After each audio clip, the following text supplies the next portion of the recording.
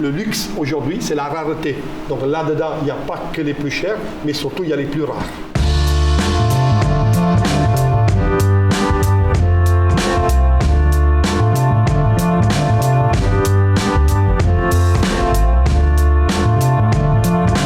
Tout le monde connaît le mythe de la Romanée Conti, des vins du domaine de la Romanée Conti. Il n'y a pas que la Romanée Conti, mais il y a la Tage, les Richebourg, les Chezeaux, les Chezeaux, Romanée Saint-Vivant du domaine de la Romanée Conti.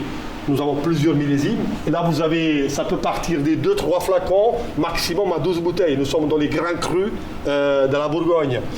Mais si je dois parler du Chardonnay, parce que nous sommes en Bourgogne, il y a 2 cépages. Bon, un peu d'aligoté, bien évidemment. Mais voilà, c'est Corton Charlemagne, du domaine Jean-François Cochidrier à Morceau. C'est le star de l'appellation Morceau. Mais il a une petite production de grands crus Corton Charlemagne. C'est parmi les vins qui font rêver le monde entier.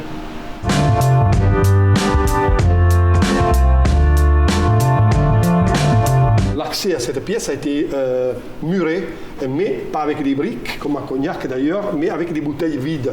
En effet, il avait disposé 7 rangées de bouteilles, comme vous voyez sur les étagères. C'était des bouteilles vides, ça faisait un mur de verre. Jamais les Allemands ne pensaient que derrière ce mur de verre, pourtant ils avaient même grappillé un peu, il y avait un trésor caché. C'est notre plus vieille bouteille en vin. C'est un château Bel Air Marquis d'Aligre à Margaux. C'est un château qui existe toujours. Ce n'est pas une bouteille qui a une grande valeur intrinsèque dans le produit lui-même, mais c'est une bouteille historique parce qu'on ne sait pas comment elle a fini à Monaco. C'est en 1850. En effet, le Marquis d'Aligre à l'époque ne vendait pas son vin.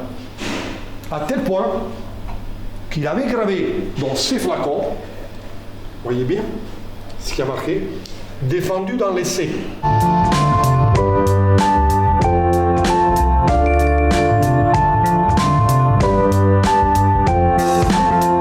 Tous les grands châteaux, des grandes étiquettes des châteaux, les premiers classés de Bordeaux, avec au moins 25-30 millésimes. Souvent, c'est la dernière bouteille que nous avons pu garder. Une bouteille historique, on trouve plus au marché.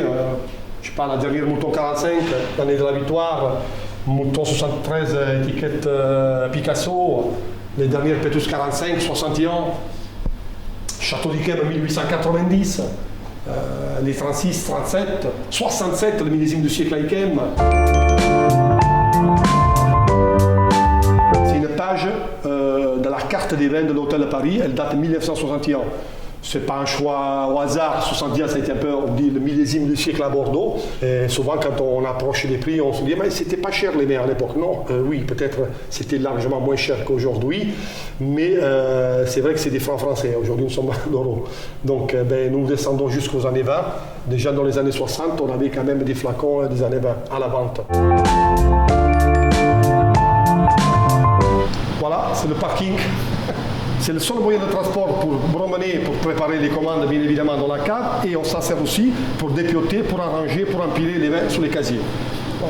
Rien n'est mécanisé. Je pense qu'il n'y a pas de véhicule au monde qui a fait autant de kilomètres, surtout avec des bouteilles.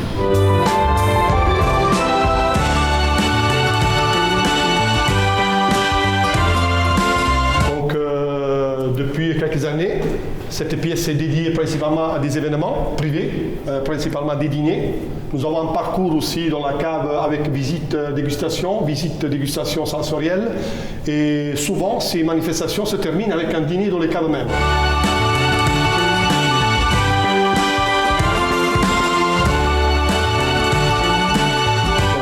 On commence à mettre sur les casiers les fameux 2005. Ce n'est pas parce qu'ils seront destinés à la vente, c'est des vins qui vont se reposer encore quelques années avant d'être proposés sur nos cartes des vins. Le but, c'est essayer comme je disais tout à l'heure, que ces flacons puissent finir dans des endroits où il y a une prescription adaptée, il y a une conteste adaptée et où on sait que le client va apprécier cette plus-value. Puisque les vendre, c'est facile, on peut les vendre demain. Mais les mettre en situation de valorisation, ce n'est pas la même chose.